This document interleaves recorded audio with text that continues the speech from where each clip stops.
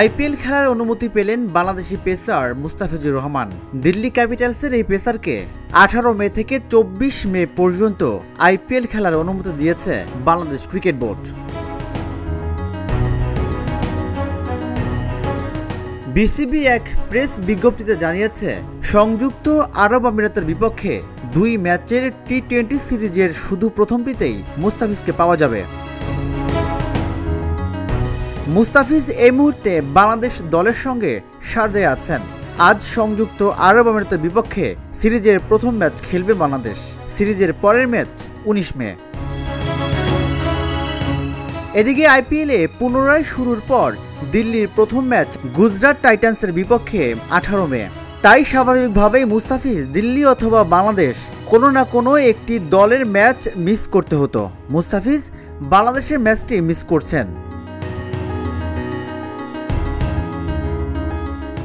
আইপিএলে দিল্লির ম্যাচ বাকি এখনও 3টি। 11 ম্যাচে 13 পয়েন্ট নিয়ে পয়েন্ট তালিকার 5 নম্বরে থাকা দিল্লির প্লে অফে খেলার সম্ভাবনা বেশ ভালোভাবে টিকে আছে। বাকি 3 ম্যাচ জিতলে অন্য কোনো সমীকরণ ছাড়াই প্লে অফে খেলবে দিল্লি। সে কারণেই দিল্লির জন্য এই 3টি ম্যাচ খুবই গুরুত্বপূর্ণ। বিসিবিও এই 3 ম্যাচের জন্য মুস্তাফিজকে আইপিএল খেলার জন্য ছাড়পত্র দিয়েছে। গ্রুপ পর্বে দিল্লির শেষ ম্যাচ 24 মে।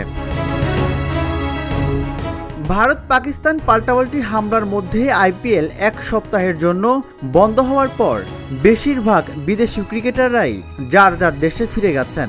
দিল্লি জানিয়েছে, অস্ট্রেলিয়ান ওপেনার জ্যাক ফ্রেজার ম্যাকাগ্রির জায়গায় মুস্তাফিজকে নেওয়া হয়েছে।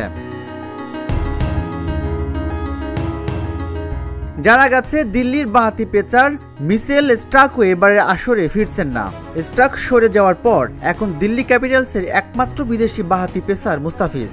তাই ফিজের গুরুত্বটা এখন একটু বেশি। বাঁহাতি মুস্তাফিজ দিল্লি ক্যাপিটালসের হয়ে আগেও খেলেছেন। 2022 ও 2023 আসরে ফ্রাঞ্চাইজিটির হয়ে মোট 9টি উইকেট নিয়েছিলেন তিনি। রাজিবুল ইসলাম, ঢাকা জার্নাল।